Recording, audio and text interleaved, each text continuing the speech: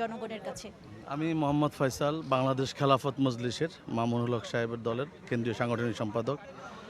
আমরা মনে করি বর্তমান বাংলাদেশের রাজনৈতিক প্রেক্ষাপটে আশার আলো মানুষ জনগণ দেখতে পাচ্ছে।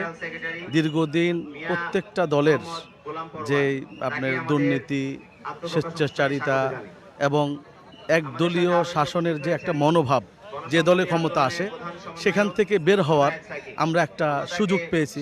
আমি আল্লাহর দরবারে দোয়া করি আল্লাহ তাআলা যাতে এদেশের জনগণের যে চাহিদা, আমাদের স্বাধীনতা সার্বভৌমত্ব রক্ষা করে এবং ধর্মীয় স্বাধীনতা সহ সকল ধরনের স্বাধীনতা জনগণ যাতে ভোগ করতে পারে, এজন্য আমি মনে করি এরা পারবে।